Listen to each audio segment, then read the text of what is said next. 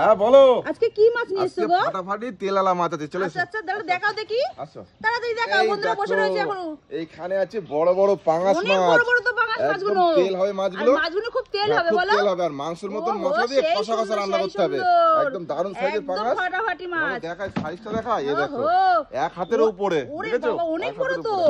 আর কি নিয়ে এসছো গো? আছে রূপচাঁদা মাছ আছে, আচ্ছা রূপচাঁদা। তাহলে দেখাও দেখি। এই দেখো দারুণ সাইজের রূপচাঁদা এই আছে। মাছগুলো তো অনেক তেল হ্যাঁ, বলো। এগুলো তেল হবে আর এগুলো এই আঁশগুলো- এগুলো খেতে ভালো। হ্যাঁ রুই মাছের মতন সেই অনেকটা সুন্দর, খেতে। সেই সুন্দর। এই দেখো রুই আর মাছের মতন পেটে কিন্তু অনেক তেল আছে দারুণ না? দারুণ দারুণ দারুণ আর দারুণ। দেখেছো কষা কষা রান্না করলে দারুণ টেস্ট হবে। গোল গোল মাছ। ওহো, আর কি নিয়ে এসছো? আর সঙ্গে আছে রুই মাছ। আর রুই তো কমন হ্যাঁ, থাকেই রুই বলো। কমন, রুই থাকে দেখো। হুম। ঠিক আছে দারুণ এই সাইজের রুই রুই। মাছগুলো তো দারুণ হ্যাঁ তো। দারুণ, এগুলো হালকা ওহো, ডিম হবে এই মাছে মাছগুলো। তেল আছে না বলো। না ডিম হবে, হালকা আর ডিম ডিমও হবে। আছে না? হ্যাঁ এই মাছগুলো আর খেতে ভালো। ডিম দিয়েও কষা কষা রান্না করলে দারুণ লাগবে দারুণ লাগবে, খেতে। ডিম দিয়ে বড় হবে। আচ্ছা এই আচ্ছা। দেখো দেখেছো ও, 1 এই ফুটেরও বেশি মাছ। ওহো, অনেক বড় তো। অনেক বড় সাইজের। তো আজকে এই ছিল মাছ বন্ধুরা, চলো পরে ভিডিও দেখা হচ্ছে নতুন কিছু নিয়ে। এখনকার মতন টাটা।